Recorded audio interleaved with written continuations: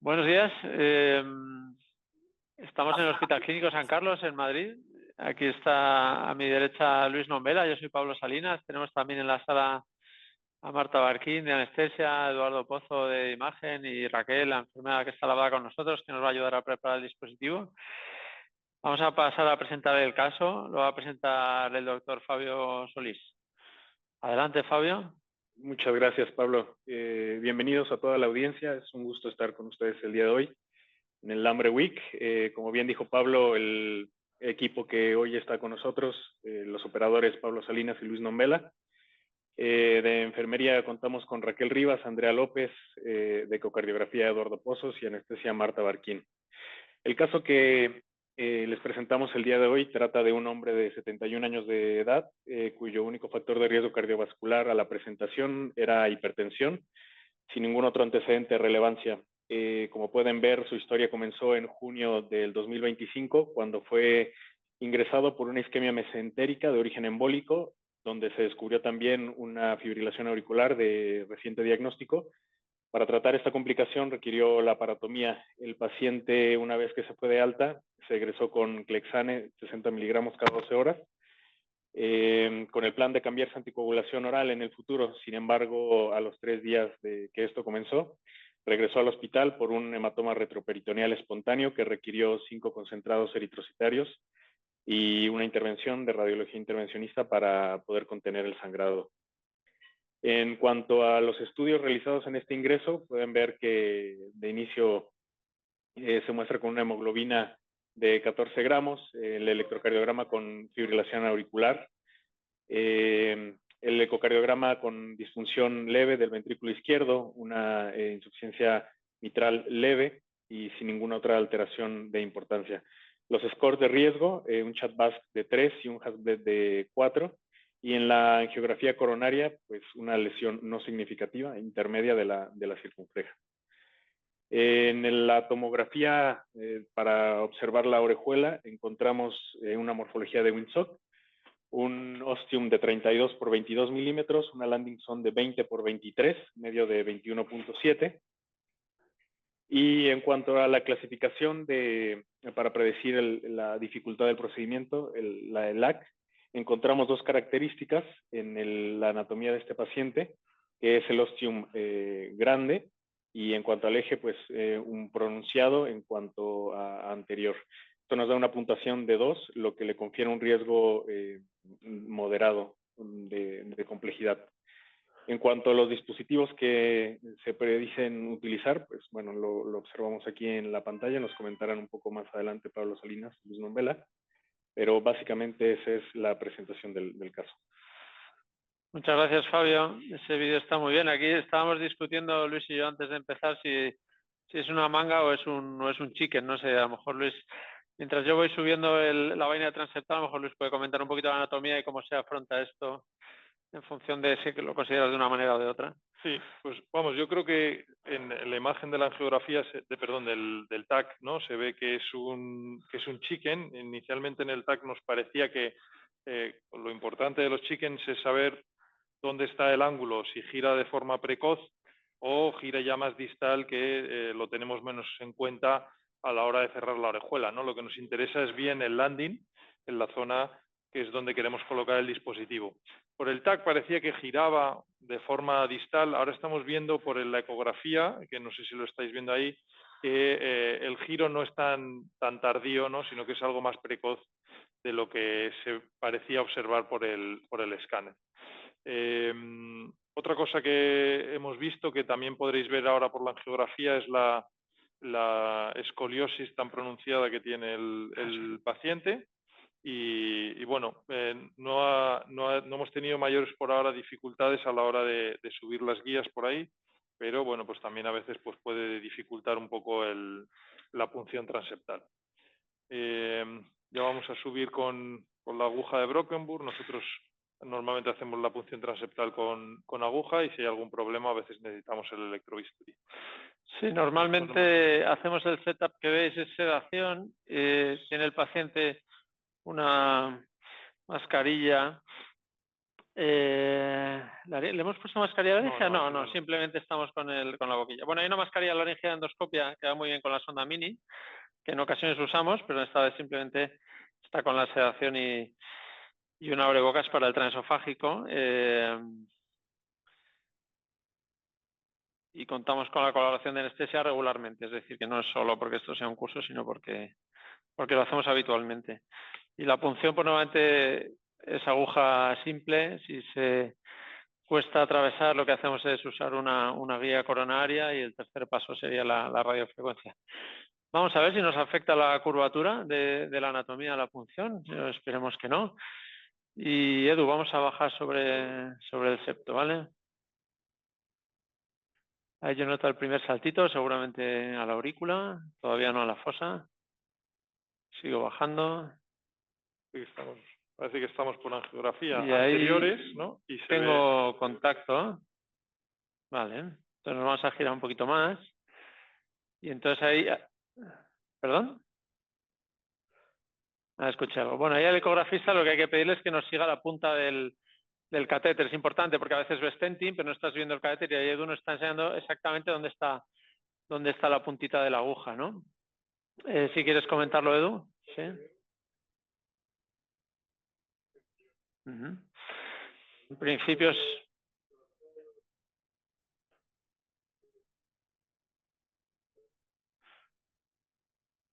Muy bien.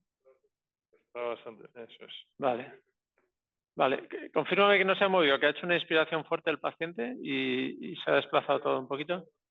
Sí, ¿verdad? Es que no sé si lo habéis visto, pero en la fluoroscopia se ha visto un movimiento fuerte. Vale, vamos a pinchar aquí. Y siempre con los pacientes en sedación hay que tener cuidado, sobre todo con... Las inspiraciones profundas, de cara a que no... Sí, sobre todo con el aire, ¿no? O sea, cuando hagamos el intercambio, que no poner el catéter al aire en el momento de la inspiración. Es mejor intentar hacerlo en expiración. Bueno, parece que la punción no ha tenido ninguna dificultad. Vamos a sacar el sistema y vamos a poner parina. Habíamos dado previamente 2.000 unidades de parina, que normalmente lo ponemos antes de la punción transeptal, ¿Está en la vena ya? Y ya completamos con heparina a dosis plenas, ¿no? Ya desde que hacemos normalmente la punción guiada por eco, que es mucho más segura, pues solemos dar inicialmente, para evitar trombos, 2.000 unidades de parina. Y ahora ya hemos completado hasta 8.000. ¿Vale? Entonces ya con el catéter, si ya está en la vena pulmonar. Vamos a hacer un registro de presiones. El cero está impecable, así que simplemente vamos a medir. No estáis viendo el polígrafo, pero bueno, no es relevante. Simplemente os contamos que la presión media está alrededor de 16. Que no está mal. O sea, un poquito de volumen a lo mejor, Marta, le podemos dar, pero no necesita mucho. Sí, como estamos en la vena pulmonar, es decir, si el catéter ya cruza el Marshall, pues no tiene sentido hacer intercambio con ningún catéter, ya simplemente vamos a meter la guía de alto soporte y vamos a subir la vaina, que es una vaina de 10, es la vaina más finita de todos los dispositivos de cierre de orejuela. ¿Y la tenéis ya? Sí. Vale. Y luego lo que haremos es sondar la orejuela, hacemos una angiografía, como mucho 2, ya tenemos las proyecciones estimadas por TAC y la usamos un poquito de referencia. En la geografía no tratamos de hacer mediciones. Las mediciones están sobre todo basadas en TAC y luego pues verificadas en la sala por el ecografista. No sé si tú quieres ir enseñando, Edu, las mediciones mientras hacemos los intercambios. Hola, estaba comentando que las medidas que hemos obtenido, tenemos una orejuela, como se ha descrito, con forma de chicken wing, y tenemos un poquito de contraste espontáneo. Hemos medido en 2D 20 por 27 y 19 por 22, y en 3D unas medidas, un ostium de 29 por 20 y un landing zone de 22 por 20, que son un poquito inferiores a las medidas del escáner. Pero muy parecidas, ¿no? O sea, realmente sí, no hay una gran discrepancia. Entonces, importante del hambre, pues que no hay que sobredimensionar mucho, es decir, que a diferencia de otros dispositivos, que se basan en la sobredimensión, pues aquí no vas 1:1, pero prácticamente. Si tenemos 22 de diámetro máximo, pues con un 24 debería ser suficiente. Y luego el disco es muy relevante porque es el que finalmente va a generar la oclusión. Entonces hay que exagerar bastante el disco. Alrededor de 6 milímetros suele ser el número que tenemos en la cabeza. Entonces, si tenemos una entrada en torno a 30, pues el disco que vamos a buscar debería ser de alrededor de 36. Por lo tanto, nos quedamos con un 24 para un landing de 22 y con 36 para una entrada en torno a 30. En algún plano del tag llegábamos a 32, pero bueno, la boca es verdad que según donde la midas puede ser un poquito más grande o un poquito más pequeña. Vamos a salirnos del Marshall, ¿no? Ahora estamos todavía pasados. Entonces retiramos y ahora pasamos el pigtail para sondar la orejuela y también para hacer una angiografía. ¿Me ves dentro, verdad, Edu? Sí. ¿Te sujeto? ¿Avanzas un Muy poquito bien. la vaina? Sí. Es bien. Aquí aprovechamos el soporte del catéter pigtail y la guía para avanzar la vaina. Y tenemos dos proyecciones más o menos buenas. Una es PA, que esto no es habitual. Normalmente son proyecciones OAD, cráneo-caudo, pero a veces cuando hay distorsión anatómica se puede ver bien en PA. Y la otra proyección es OAD neutra, sin craneal ni caudal. Con 8 cc suele ser suficiente de contraste para hacer la imagen. Y yo creo que estamos listos, si quieres rellenar. Muy bien, vamos a hacer el cine. Vale, yo creo que esta proyección Muy buena, ¿sí? está muy bien. De todas formas, un poco por ilustrar un poco el caso, pues vamos a hacer una proyección mayor. Seguramente no haría ninguna más, pero vamos a girar un poquito AD a ver en qué cambia. Yo creo que se nos viene un poquito a la punta de la orejuela y por lo tanto se va a cortar aquí la zona de implante y esta va a ser un poquito, quizás un poquito peor esta proyección, ¿no? Nos vamos a quedar con la anterior. Y aquí pues, se podrían hacer medidas también, ¿no? Sí, yo creo que lo podemos si hacer. Quisiéramos, tenemos aquí la tablet y rápidamente se puede hacer una serie de marcas. Vamos a ir abriendo el dispositivo que teníamos planificado, 2436. Bueno, no ha cogido perdona que no ha cogido la calibración, no sé muy bien por qué. ¿Te ha pedido confirmación o no? Sí. No, salen unidades. A ver qué cambiar, creo. A lo mejor estamos en algún modo raro.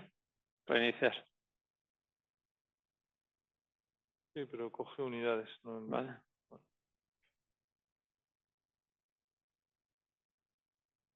Ahora A ver, sí. ¿un momento? Sí. Aquí sí. Vamos a ir a la anterior para verlo. Entonces, ¿dónde implantamos? Pues la zona de implante. Quizás porque se ha movido el rayo. Sí, ¿no? es por el rayo, sí. Nos debió mover el rayo durante la medición. Bueno. En esta se podría, sí. Hemos debido mover y no. Vamos a enseñarlo. Sí, es menos valorable en esta proyección, ¿no? Porque como decía Pablo, pues se viene hacia acá la orejuela y entonces pues no la tenemos tan desplegada, pero bueno. Yo creo que nos hacemos una idea de que todas las medidas son concordantes, ¿no? Más o menos. Vamos a intentar hacer este implante, aunque usaremos la otra proyección. Y es todo muy concordante. El ostium mide en torno a 29. Entonces vamos al dispositivo de 36 para intentar sellar bien. El objetivo inicial es coger el Marshall, pero no nos vamos a obsesionar con eso. Hay veces que este dispositivo necesita cruzar el Marshall para sellar. Y por lo tanto pues lo vamos a permitir. ¿Queréis poner la cámara para enseñar aquí, si queréis, la cámara la preparación? para enseñar la preparación. Tenemos ya a Ramiro también conectado, ¿eh? Hola Ramiro. Vale. Hola, ¿qué tal? Disculpad, pero bueno, cosas del directo. Muy bien, nada, no pasa nada. Mira, te enseñamos, hemos hecho un transeptal convencional, inferior, posterior. Sí, no, llegué en el transeptal ya, ¿eh? O sea que... Ok. Muy bien. Pues nada, esta es la angiografía, es una orejuela que, bueno, yo no diría que es compleja, pero sí que hay que tener en consideración que tiene un giro. La cámara. El diámetro que tenemos ahí es 22 y la boca más o menos es 30 y vamos con un 24-36. Y vamos a enseñar un momentito la preparación, que es sencilla. Y la única particularidad o la única cosa que hacemos así un poquito variante es que solemos poner un suero de lavado en el brazo lateral para intentar limitar la entrada de aire y teniendo en cuenta también que lo estamos haciendo con el paciente despierto en sedación y que a veces hacen inspiraciones y ahí pueden succionar aire y de hecho eso ha generado algún problemita, por ejemplo recientemente, ¿no? Hubo un aviso de seguridad con vainas de Watchman en pacientes con sedación y era relacionado con eso, ¿no? Con las inspiraciones y la entrada de aire. Yo estoy aguantando aquí en la posición con el pigtail dentro para seguridad, digamos, para que el catéter no se mueva. Y voy a intentar implantar justo en la zona donde empieza a girar la orejuela. No irme distal porque entonces se desplegaría el paraguas en una zona donde no tendría agarre, sino quedarnos justo en la zona que empieza a formar un arco. Vale, en la preparación la verdad que es bastante sencilla. Vale, ya podemos estar aquí. Ahora conectamos es sencillo y se lava bastante bien el dispositivo y lo único que damos presión a la hora de conectar. Veis que sale bien, tenemos buena presión para que cuando hagamos la conexión no entre aire. Cuidado, Pablo, ahí. Está un poquito. Ahí.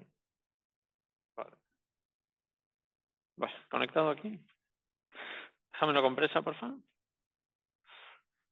Te devuelvo la llave antigua. Vale.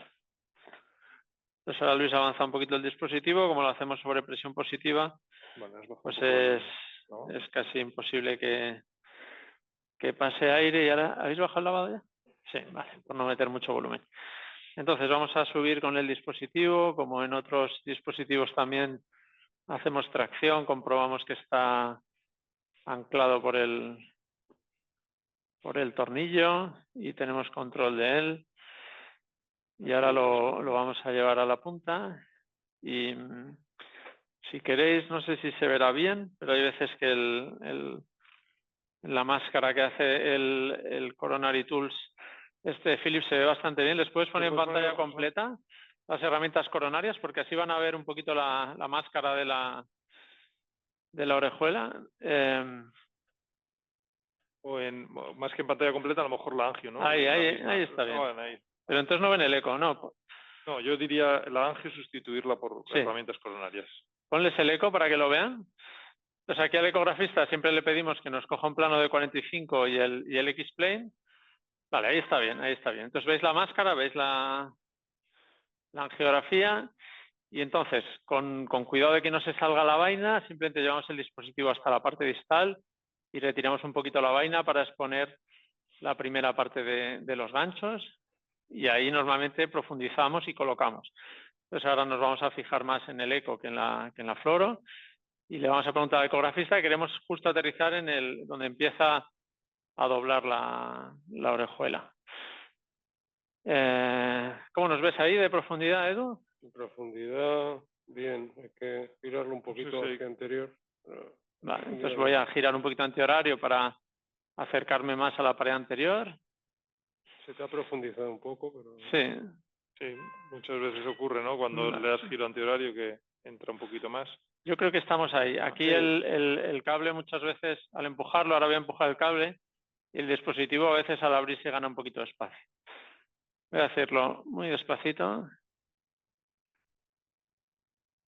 Y lo que queremos ver aquí es que todos los ganchitos se voltean hacia nosotros. Un poco profundo, ¿no? Ahí está bien. No, más o menos es donde... Está bien, está bien. Sí, está haciendo todo el giro. Es donde pensábamos, están todo...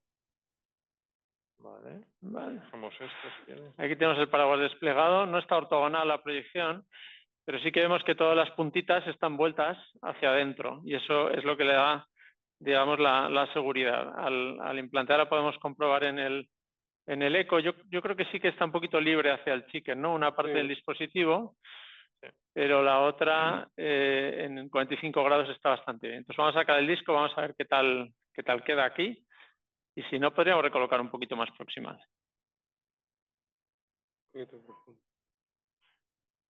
Tirado un poquito. Pues ya como la estabilidad, sí, ahí Pablo ha hecho cierto tracción, ¿no? Hacia afuera también, y vemos que el dispositivo está muy estable, no se ha movido nada del paraguas, y el disco pues está en esa forma de copa, ¿no? Con una tracción hacia adentro, ¿no? Que es lo que nos gusta ver también con este dispositivo, ¿no? Lo que puede pasar en el chicken es que la zona que está contraria al ala se suelte un poquito, ¿no? Entonces, al hacer sacar el disco con un poquito de tracción, pues nos lo podríamos haber traído. Yo creo que ese comportamiento ya lo habríamos visto. O sea que de alguna manera el tag test está hecho. De todas formas, antes de que haga la comprobación el doctor Pozo, voy a tirar un poquito por ser, digamos, académicos y hacer aquí el tag test. Estoy manteniendo un poquito el disco y lo relajo. Es que está formando casi un triángulo, pero eso es ideal, porque eso quiere decir que está ocupando el espacio. Ahora ponemos todos los ojos en el eco y vamos a revisar desde cero, buscando leaks, interacción con la mitral y cualquier otro problema que podamos visualizar. Ahí se ve bastante bien. No sé, Ramiro, ¿cómo lo estás viendo? Bien, ¿no?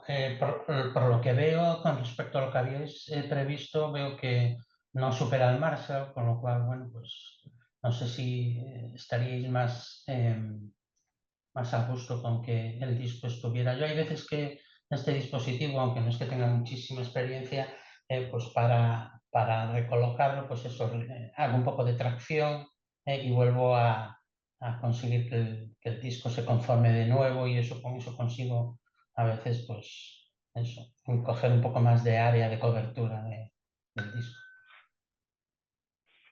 Sí, el Marshall es verdad, lo que pasa es que quizá que como ha sido el implante, vamos, yo creo que es una zona buena, pero que tendiendo un poquito hacia profunda, pues no sé si vamos a llegar a conseguir liberar el Marshall. Lo único, yo creo que el ángulo, ¿no?, que deja el Marshall con respecto al disco tampoco es un ángulo muy cerrado, y yo creo que será difícil ahí que haya luego problemas de trombosis, ¿no?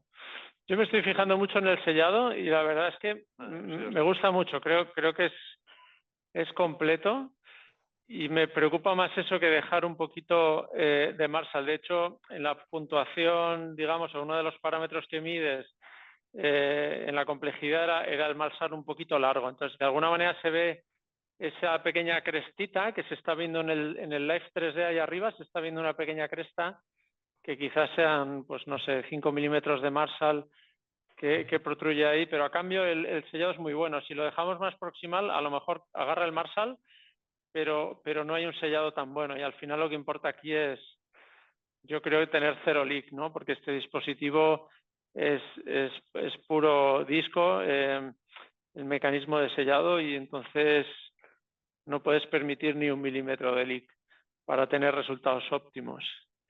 Claro, es que realmente el mecanismo por el cual el disco sella es gracias a la tracción que hace el cuerpo del dispositivo sobre el disco, ¿no? Ese es el principal mecanismo por el que sella, ¿no? Entonces, estoy de acuerdo en que igual si intentamos un implante un poquito menos profundo, que estoy de acuerdo que el plan original que tenías era intentar que el lambre estuviera más proximal a la doblez del chicken wing, pero sí que es posible que haya algo de contacto con esa zona, y por eso el implante es un pelín más profundo. Pero como bien dices, esto yo creo que favorece el sellado, ¿no? Entonces, igual hacer una recolocación, pues igual no conseguimos nada, igual sí que liberas el Marshall, pero vamos, el resultado funcional, es decir, es peor. Sí, además el diámetro eran 32 y el disco, al ser de 36, en realidad solo excede 2 milímetros por cada lado, o sea que no hay tanto margen. Yo estoy bastante contento. Edu, ¿nos das el ok? Yo creo que vamos a liberar aquí. No hay leaks, la posición es buena, y el Marshall serán 3 milímetros y parece una pared muy lisa, así que yo creo que es una buena posición.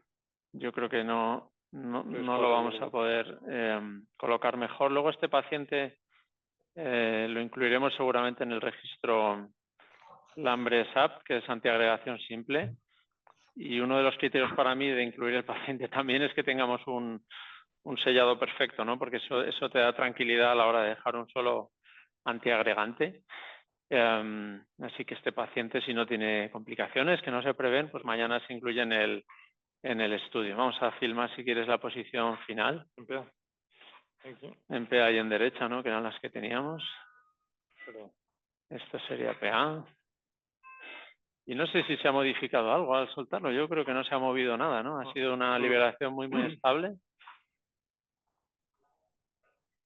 Y esta es la posición final que tenemos.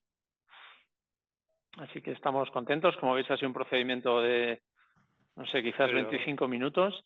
Y probablemente porque nos hemos enrollado un poquito. Es lo que hoy en día es el cierre del juego, así está bien planificado. Y no sé, pues si queréis comentar alguna cosa o a lo mejor tenéis alguna pregunta por ahí en el chat, no sé. Si no, nos cuenta Ramiro dónde se come mejor, si en Galicia o en San Sebastián. Pues la verdad es que, aunque me cueste reconocerlo, creo que se come mejor aquí en Donosti. Porque ahora estás ahí, entonces sí, por eso. me duele un poco reconocerlo, pero creo que sí. Mira, por darle también, pues eso, un aspecto educativo a esta sesión, que yo creo que es muy importante, y para aquellos que estén viendo esto, igual no tengan tanta experiencia en este procedimiento y con este dispositivo, me gustaría que, por ejemplo, algo tan sencillo, simple, o que ya lo tenéis muy interiorizado a la hora de hacer una punción transeptal, he visto que vuestra forma de seguridad, de check de seguridad para ver que tenemos una punción transeptal segura y que estamos donde queremos estar y demás, es chequear la presión de la aurícula izquierda. Hay otras personas que hacen otras maniobras para, insisto, aquellos que no tienen tanta experiencia, ¿cuál crees que es la forma más segura de asegurarte de que la punción transeptal está correcta y que no tiene ninguna complicación? Lo primero, ¿cuál es la secuencia de movimientos que haces con la aguja, el dilatador, la vaina, para que la gente pues sepa exactamente qué movimientos tiene que hacer y no hacer un movimiento que puede ser no adecuado y que pueda conllevar pues, que tengamos algún problema en el momento de cruzar el set? ¿Sale? Perfecto, me parece muy interesante. Lo vamos a poner aquí, si ponemos las cámaras en la mesa. A lo mejor explicamos un poquito aquí con los catéteres a la vista lo que sería la secuencia del transeptal. Lo primero es tener una posición bien alta en la cava superior, es decir, no quedarse cortos, no quedarse dentro del corazón. Es decir, que la guía tiene que superar claramente el corazón, irse bien arriba para poder hacer una retirada estable. Entonces el sistema tiene 4 componentes. Tiene la vaina, el dilatador, la aguja y el fiador que va por dentro. No sé si estáis poniendo aquí la mesa, ¿sí? Sí. ¿Vale? Entonces... disculpa, ¿qué aguja habéis cogido y qué vaina habéis cogido? Sí.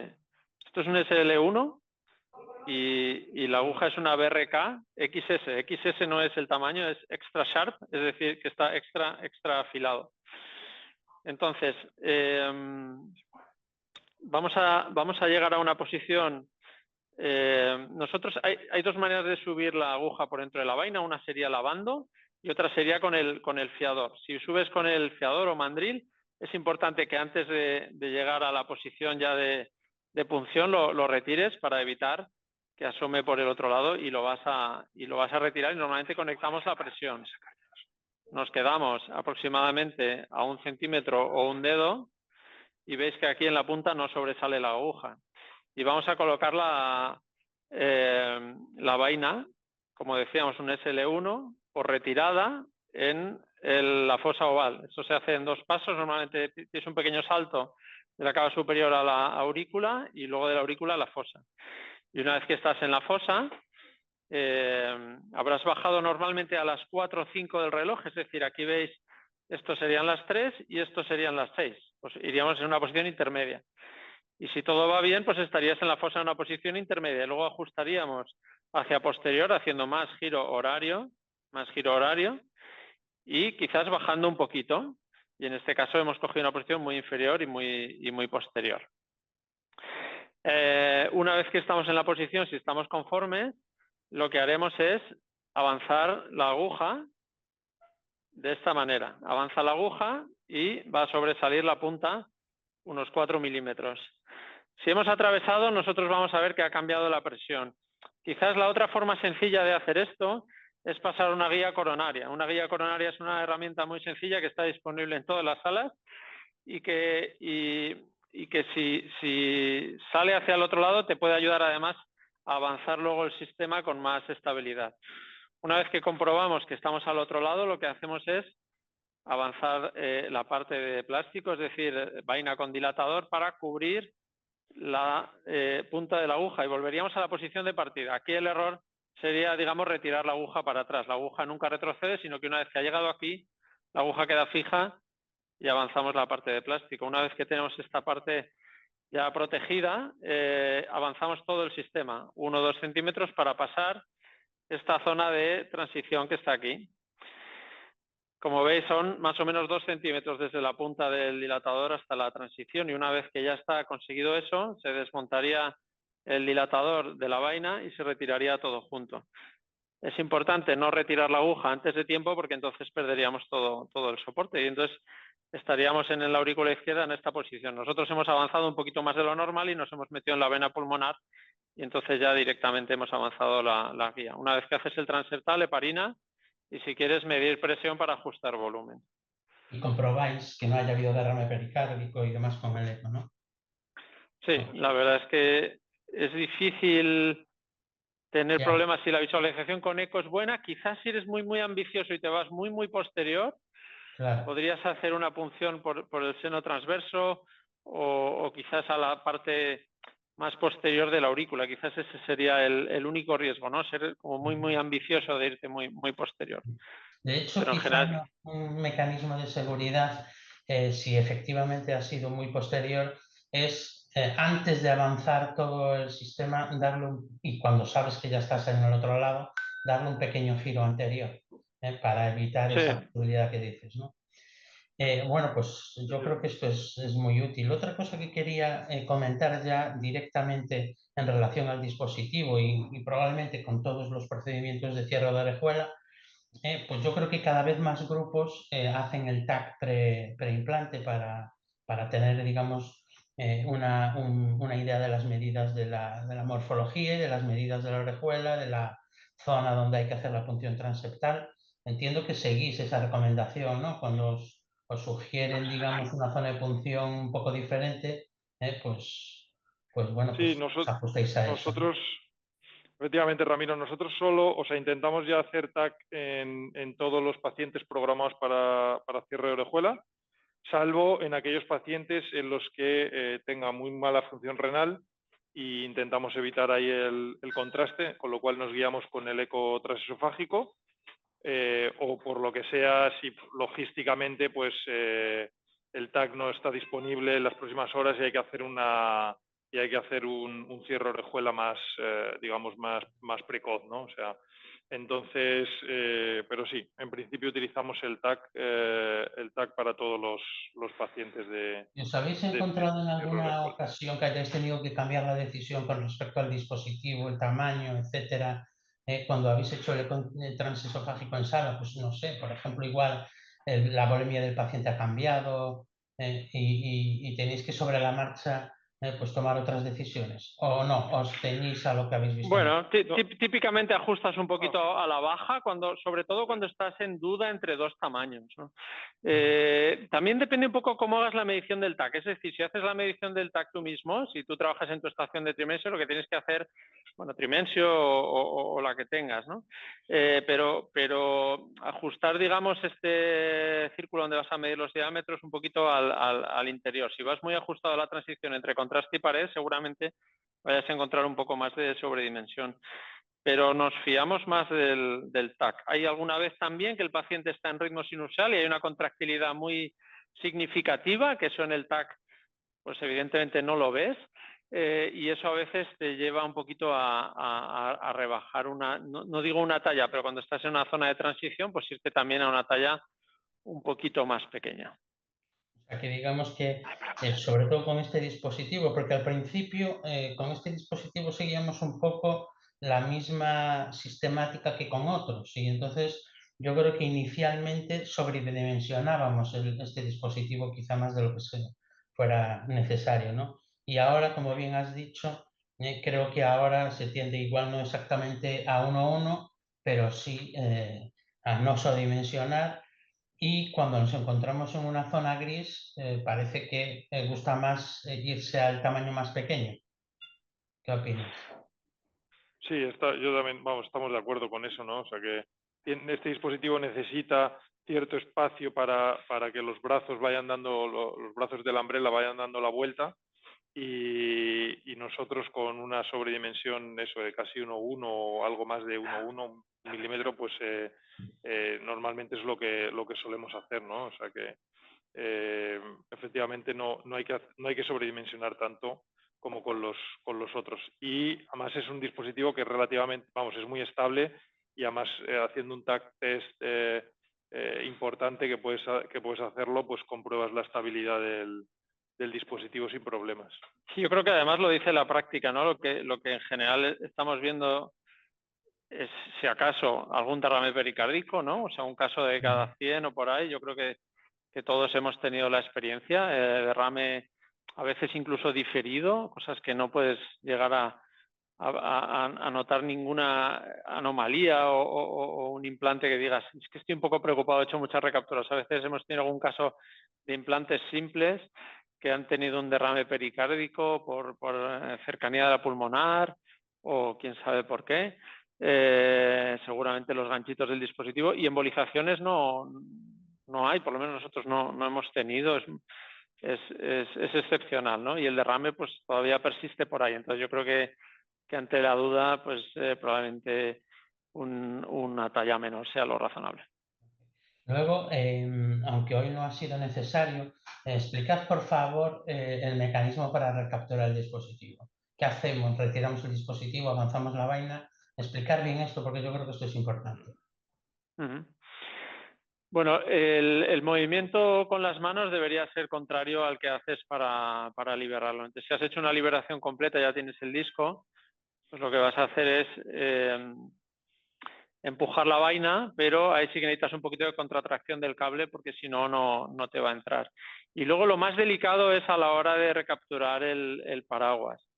Entonces, ahí lo más importante es, uno, no rotar el dispositivo, porque los ganchos van a estar en contacto con el tejido, como hemos dicho, agarran mucho. Entonces es muy importante no rotar el dispositivo. Y como hemos liberado empujando cable, pues recogeremos retirando cable, pero la vaina debe estar bien avanzada y bien firme. Es decir, que hay que minimizar el movimiento de los ganchos. Estos ganchos salen hacia afuera y agarran tejido, y de esa manera al recoger también tienen que hacer lo mismo, pero en el momento que veamos que hay algún tipo de tracción hacia afuera, compensarlo, ¿no? Compensarlo empujando la vaina. Entonces hay que observar que los marcadores distales hagan un movimiento circular, envolvente, y nunca de tracción ni de rotación, porque eso sí que podría lesionar o generar una perforación. Se agarra muchísimo este dispositivo. Yo creo que utilizar el pulgar para darle estabilidad a la vaina, como tú bien dices, a la vez que con el resto de los dedos traccionas el cable, yo creo que eso sería, digamos, vamos, un movimiento, al menos yo me siento cómodo haciéndolo así. Pues no sé, yo creo que ha estado muy bien, ha sido un implante magnífico, y luego, pues bueno, lo habéis hecho estupendamente bien, se han visto todos los pasos, y luego con esta discusión que hemos tenido posterior, creo que bueno, pues que el objetivo educacional que tienen estas sesiones pues se ha cumplido sobradamente. Mi enhorabuena por el éxito del implante. Y bueno, yo por mi parte creo que está todo bien. No sé si hay alguien que quiera hacer algún comentario más o... Muchísimas gracias. Me voy a conectar un minuto. Perdón, que mi conexión es horrible. Pablo, Luis, gracias por todo. Ramiro, gracias por conectaros. Por mi parte, eso, daros las gracias, que no pude presentar al principio. Y si desde el Álvaro Cunqueiro están listos, podemos pasar si quieren a Vigo, o si no cortamos. Comentarme cómo estáis desde Vigo, por favor.